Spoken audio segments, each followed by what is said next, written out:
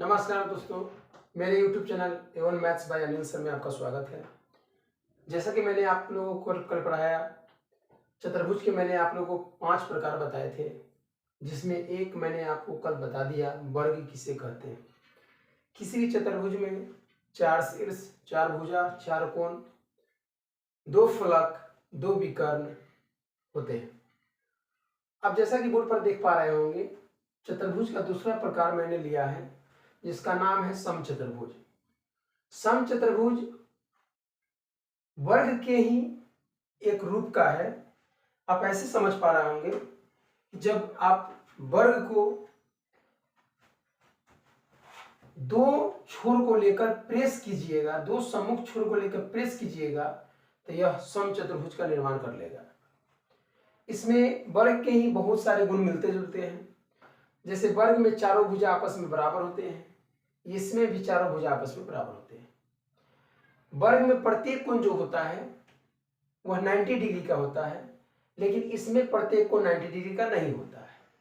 इसमें आमने सामने की भुजा यानी सम्मुख भुजा आपस में बराबर होती है। जैसे आप देख पा रहे होंगे बोर्ड पर कि वर्ग में जो होते हैं चारों भुजा बराबर होते हैं, तो इसमें भी चारों भुजा बराबर होते हैं, A B, B C, C D और ए डी भुजा। वर्ग में जो चारों कोण होते हैं वह चारों कोण 90 डिग्री के होते हैं।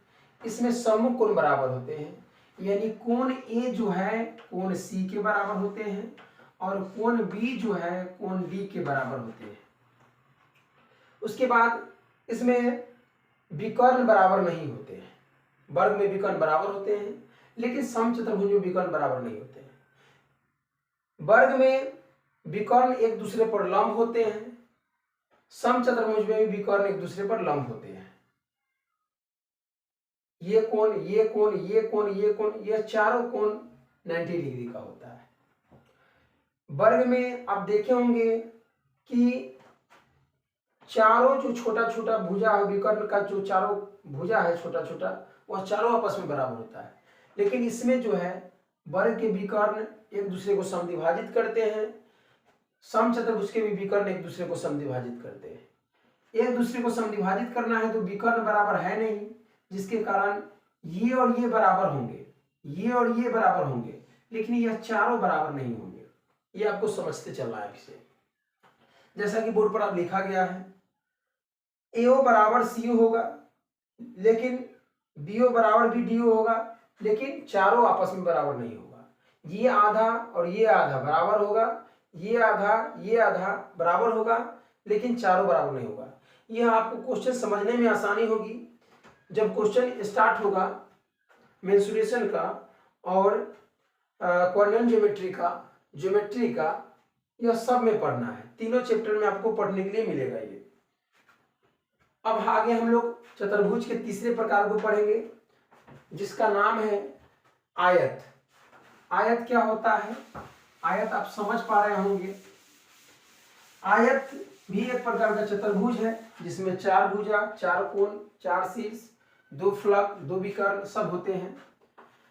आयत की परिभाषा अगर हम बोले, इसको आप ऐसे बोल सकते हैं कि वैसा चतुर्भुज जिसके आमने सामने की भुजा बराबर हो, वैसा चतुर्भुज जिसके आमने सामने की भुजा बराबर हो और समानांतर भी हो। मैंने आप लोगों को बताया था समानांतर रेखा किसे कहते हैं। जब दो रेखाओं के बीच की दूरी हमेशा समान हो तो उसे हम लोग समानांतर रेखा कहते हैं। तो आयत में क्या बोले हम, जब दो वैसा चतुर्भुज जिसके आमने सामने की भुजा बराबर हो, या आप समानांतर भी बोल सकते हैं, समानांतर हो, तो उसे हम आयत कह सकते हैं। कब? जब उसका प्रत्येक कोण 90 डिग्री का हो। प्रत्येक कोण 90 डिग्री हो और आमने सामने की भुजा समानांतर हो तो उसे हम लोग आयत कहते हैं।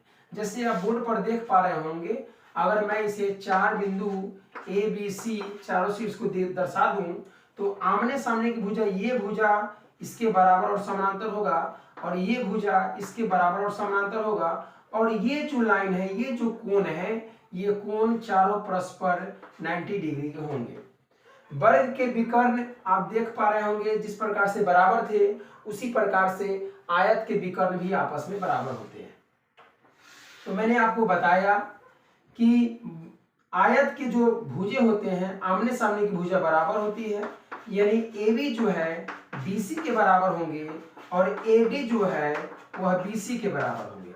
आमने सामने की भुजा बराबर होगी। प्रत्येक कोण इसका मैंने आपको बताया, इसका प्रत्येक कोण जो होता है वह 90 डिग्री का होता है। इसका चारों कोण 90 डिग्री का होता है। उसके बाद मैंने आपको बताया कि विकर्ण इसके बराबर होते हैं, यानी AC और ये BD, ये विकर्ण आपस में बराबर होंगे। जब विकर्ण बराबर होंगे, इसके विकर्ण एक दूसरे पर लंब नहीं होते हैं, इसके विकर्ण एक दूसरे पर लंब नहीं होते हैं। तो आप देख पा रहे हो कि सम्मुख कोण से ये कोण के बराबर होंगे और ये कोण के बराबर होंगे। सम्मुख कोण से हम बोल सकते हैं कि AOB कोण AOB बराबर होंगे कोण DOC के और कोण AOD बराबर होंगे कोण BOC के। सम्मुख कोण से ये बराबर होंगे। आयत के विकर्ण भी परस्पर एक दूसरे पर लंब नहीं होते हैं। आप देख पा रहे होंगे कि आयत के विकर्ण एक दूसरे को समद्विभाजित करते हैं, जिसके कारण ये आधा और ये आधा भी बराबर होगा और ये आधा भी बराबर होगा। क्योंकि मैंने आपको पहले ही बता चुका हूं कि विकर्ण आपस में बराबर होते हैं और ये आधा बराबर है, यानी चारों जो आपको आधा नजर आ रहा है विकर्ण का जो पार्ट है वह चारों आपस में बराबर होंगे, यानी AO बराबर होंगे BO के, बराबर होंगे CO के और बराबर होंगे DO के। चारों विकर्ण का जो पार्ट है आधा आधा वह चारों आपस में बराबर होगा। आप देख पा रहे होंगे कि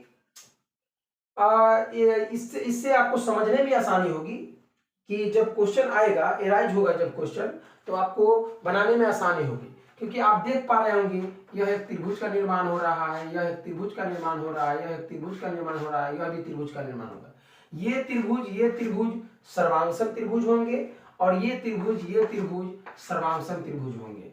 ये आपको मैं आगे बताऊंगा किस प्रकार से सर्वांगसम होते हैं और किस प्रकार से समरूप होते हैं। ये सारी बातों को मैं आपको बताऊंगा। आगे हम लोग चतुर्भुज के प्रकार पढ़ लेते हैं। ये तीसरा प्रकार हुआ चतुर्भुज का आयत, और चौथा प्रकार हम लोग पढ़ेंगे समानांतर चतुर्भुज। समानांतर चतुर्भुज ये सभी में आते थे।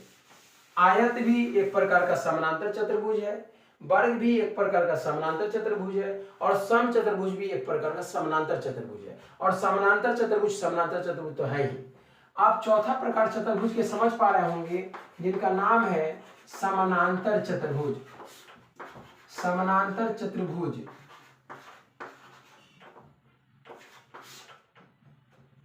आप देख पा रहे होंगे कि अब यह चौथा प्रकार है। इसका परिभाषा कोई आपसे पूछे तो आप क्या बोलिएगा?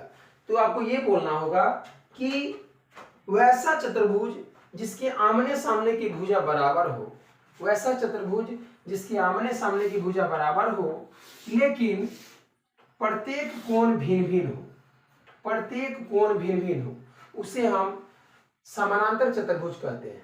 वैसा चतुर्भुज जिसके आमने सामने की भुजा बराबर हो और प्रत्येक कोण भिन्न भिन्न हो, उसे हम समानांतर चतुर्भुज कहते हैं। जैसे आप बोर्ड पर देख पा रहे होंगे, अगर भी इस चारों शीर्ष को हम ABC दर्शा दे तो ये भुजा बराबर और समानांतर होंगे और ये भुजा बराबर और समानांतर होंगे।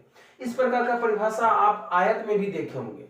आयत में प्रत्येक कोण 90 डिग्री का होता है, लेकिन इसमें हम प्रत्येक डिग्री 90 डिग्री का नहीं बताते हैं, इसमें सम्मुख कोण बराबर बताते हैं। जरा देख रहे हैं कि कोण A जो है कोण C के बराबर होंगे और कोण B जो है कोण D के बराबर होंगे। तो आप इस प्रकार से इसको लिख सकते हैं कि AB जो है DC के बराबर और समानांतर होगा और AD जो है वह BC के बराबर और समानांतर होगा। इसमें कोण जो है सम्मुख कोण बराबर होते हैं, तो कोण A जो है कोण C के बराबर होते हैं और कोण B जो है वह कोण D के बराबर होते हैं। इसके विकर्ण अगर खींचे जाएं तो विकर्ण इसके भी विकर्ण बराबर नहीं होते हैं।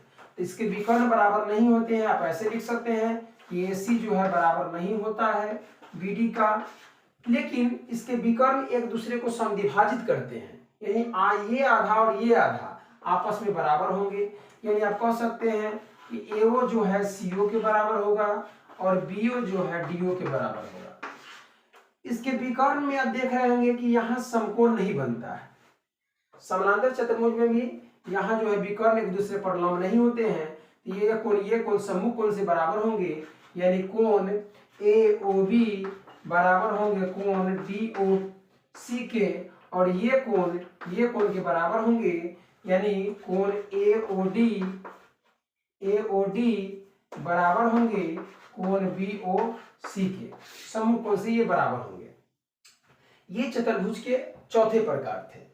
अब हम लोग अभी थोड़े थोड़े झलक हम लोग देखते जा रहे हैं। जब क्वेश्चन आएगी तब आप लोग को अच्छी तरह से समझ में आएगी कि क्या क्या मैंने समझाया आपको और कहाँ इसका यूज है। 5 नंबर चतुर्भुज हम लोग को पढ़ना है। 5 नंबर चतुर्भुज का नाम है समलंब चतुर्भुज। क्या नाम है सर? समलंब चतुर्भुज। समलंब चतुर्भुज। समलंब चतुर्भुज। समलंब चतुर्भुज क्या है?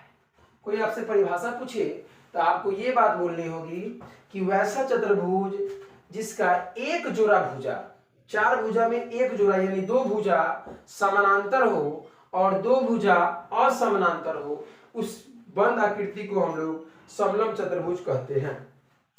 वैसा चतुर्भुज जिसका एक जोड़ा भुजा समानांतर हो और एक जोड़ा भुजा असमानांतर हो, उस बंद आकृति को हम लोग समलंब चतुर्भुज कहते हैं। जैसे आप देख पा रहे होंगे कि बोर्ड पर ऐसे पिक्चर बने हुए हैं, ऐसे आप देखते होंगे।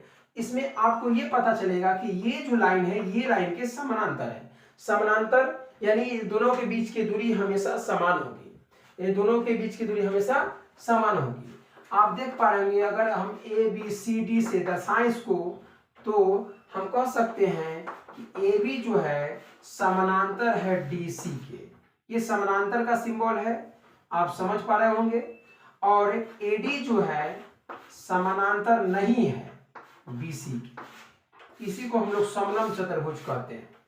समलंब चतुर्भुज में एक जोड़ा भुजा पर ध्यान देना है कि समानांतर है कि नहीं, और एक जोड़ा भुजा उसका असमानांतर होना चाहिए, उसे हम लोग समलंब चतुर्भुज कहते हैं। यह काफी भिन्न होता है, यह चारों चतुर्भुज से भिन्न होता है। यह अलग टाइप का चतुर्भुज होता है। इसमें कोई भिन्नता नहीं, कोई सेमता समानता नहीं मिलेगी आपको। वह चारों अलग होता है और ये अलग होता है। थोड़ा सा मैं आप लोगों को डिस्कशन कर दूं, वह चारों में क्या था और इसमें क्या है। इसमें विकर्ण भी बराबर हो सकते हैं, नहीं भी बराबर हो सकते हैं। विकर्ण एक दूसरे को समद्विभाजित नहीं करते हैं, ये आपको ध्यान रखना होगा। अब समझते हैं हम लोग, उस चारों में कंफ्यूजन होता है। वर्ग, समचतुर्भुज, आयत और समानांतर चतुर्भुज में बहुत सारी कंफ्यूजन होती हैं बच्चे को समझने में। तो जरा हम लोग उस पर एक बार और फिर से हम लोग गौर कर लेते हैं कि क्या क्या कौन था। जैसे हम लोगों ने बताया था कि वर्ग,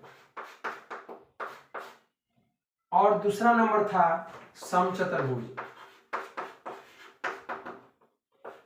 और थर्ड नंबर था आयत, और फोर्थ नंबर था समानांतर चतुर्भुज। समानांतर चतुर्भुज। थोड़ा हम लोग चारों पर थोड़ा सा डिस्कशन कर लेते हैं, क्योंकि यह चारों बहुत कंफ्यूजन का क्वेश्चन आता है। इसमें बहुत सारी परेशानियां का सामना करना पड़ता है, बच्चों को समझ में नहीं आ पाता है कि क्या कोण में क्या होता है क्या नहीं होता है। तो जरा सा हम लोग गौर से देख लेते हैं। वर्ग और समचतुर्भुज, आप बोर्ड पर देख पा रहे होंगे, ये वर्ग है और ये समचतुर्भुज है। ये वर्ग है और ये आयत है। ये वर्ग है और ये समानांतर चतुर्भुज है। इस चारों में रिलेशन होती है। मैंने आपको पहले ही बताया कि वर्ग भी एक प्रकार का समानांतर चतुर्भुज है, समचतुर्भुज भी एक प्रकार का समानांतर चतुर्भुज है, और आयत भी एक प्रकार का समानांतर चतुर्भुज है। और समानांतर चतुर्भुज तो समानांतर है ही, इसमें कोई दो राय नहीं है। आप समझिए, इस प्रकार से आपको 4 बातों पर ध्यान देनी होगी। 3 से 4 बातों पर ध्यान देनी होगी। यानी आपको